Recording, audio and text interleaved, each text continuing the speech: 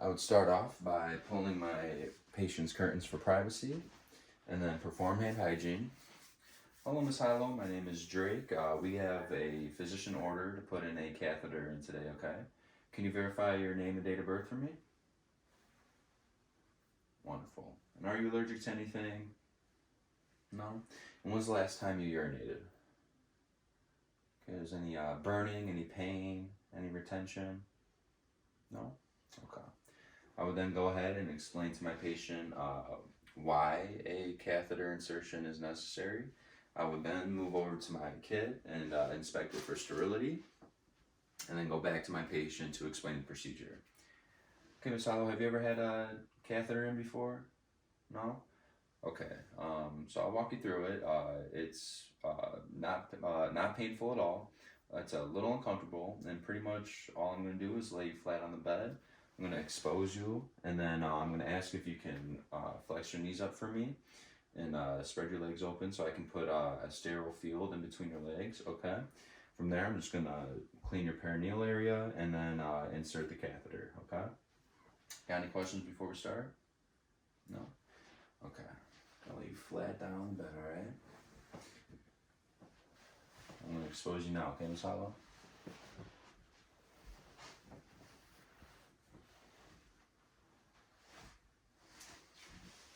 I'm going to go ahead, open up my Foley kit,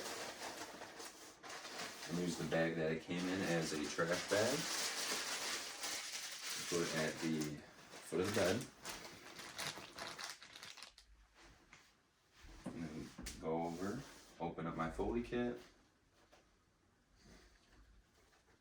I'm going to use the 1-inch border that we have for our non-sterile hands to kind of center it up. And grab my gloves.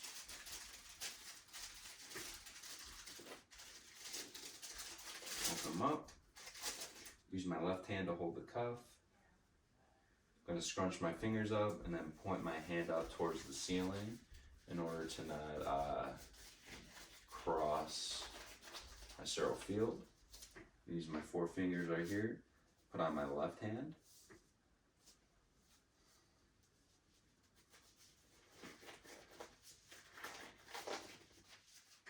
Once I have my gloves in, I can then go ahead and prepare my kit up.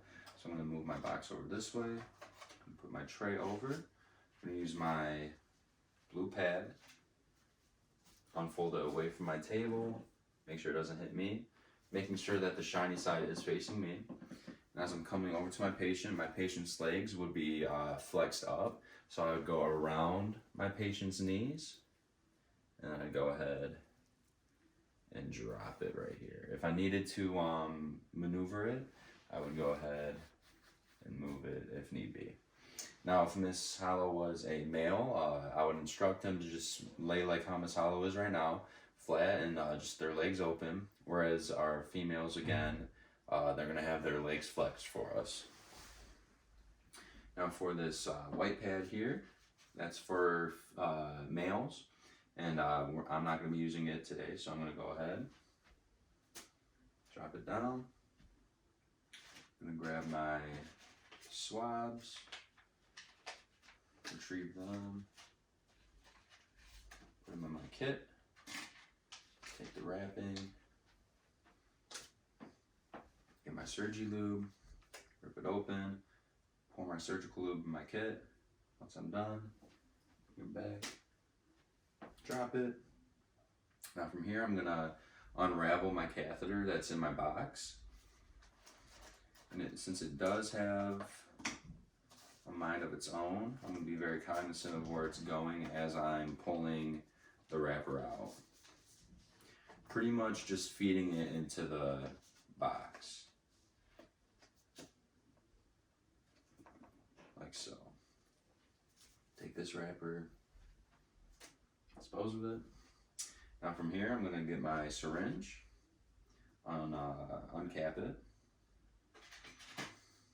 And then I'm gonna look for my green port, where I'm gonna go ahead and put my catheter. I'm gonna insert my syringe into the green port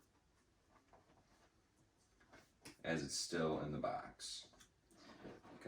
So now we're ready to transfer our sterile kit from our table into our patient's legs. So I'm gonna go ahead and stack the tray on top.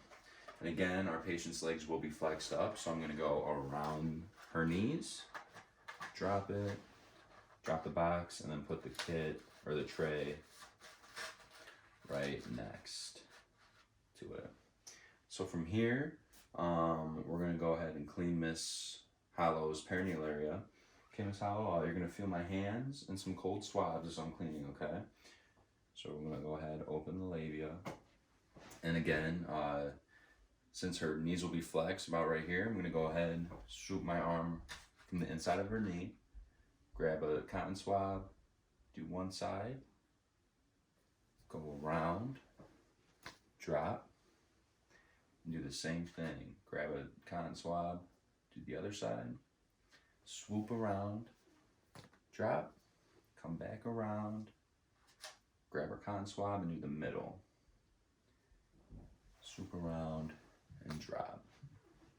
Now that Miss Hollow's perineal area is clean, I'm gonna go ahead, grab our catheter from our box and use the surgical lube that we use back up there.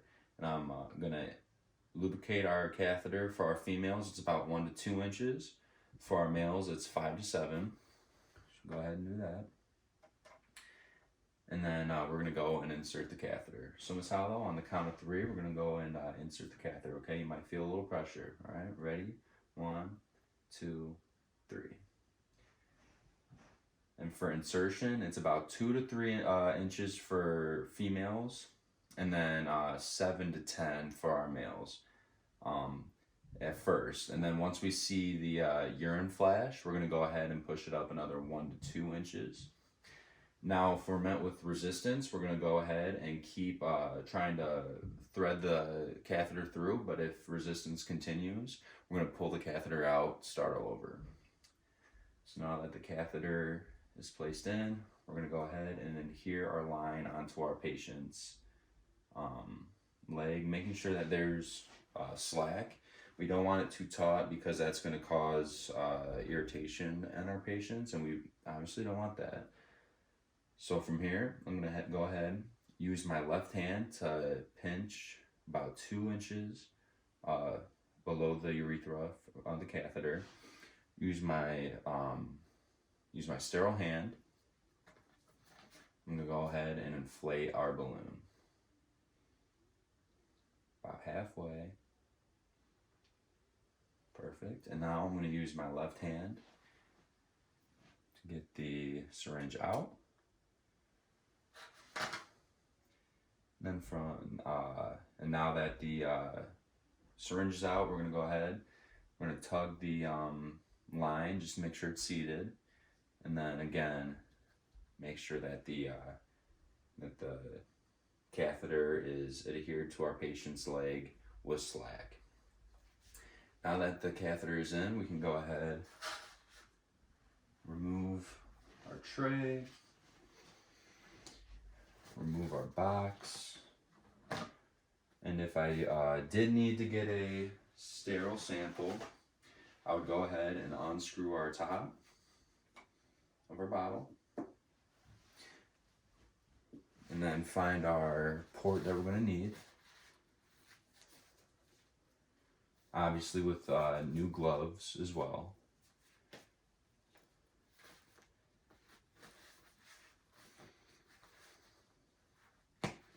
Find that, and then we got our bottle right here, our sterile bottle, and all we're going to do is we're going to unlock our port right here.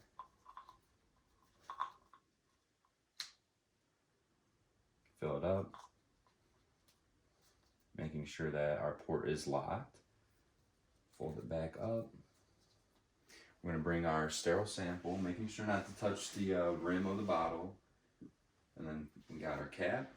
We're going to go ahead, screw it on, and then put our line back into the port that it came from. So now that we got the sample, the catheter is still in, we're going to go ahead, take our blue sheet out,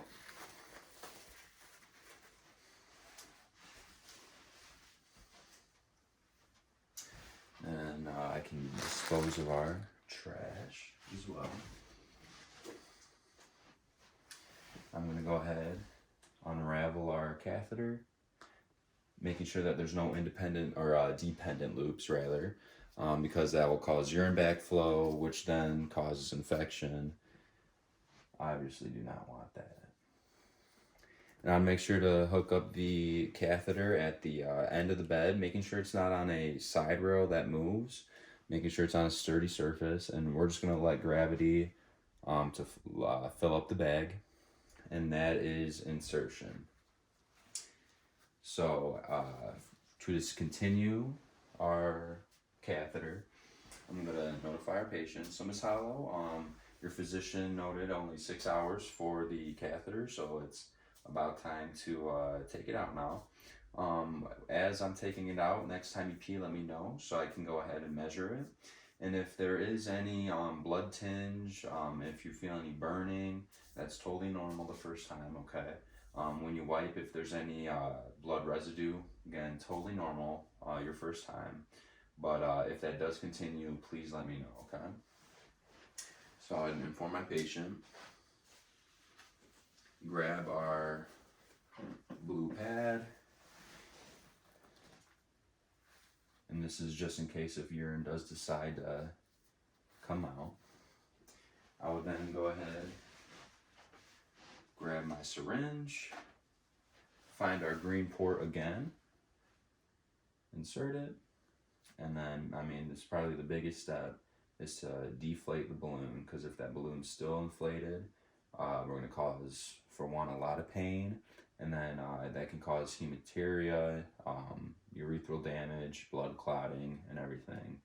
Obviously something that we do not want for our patient. So on the count of 3, Miss Hollow, we're going to go ahead and pull out your catheter, okay? 1, 2, 3. Wonderful. Okay.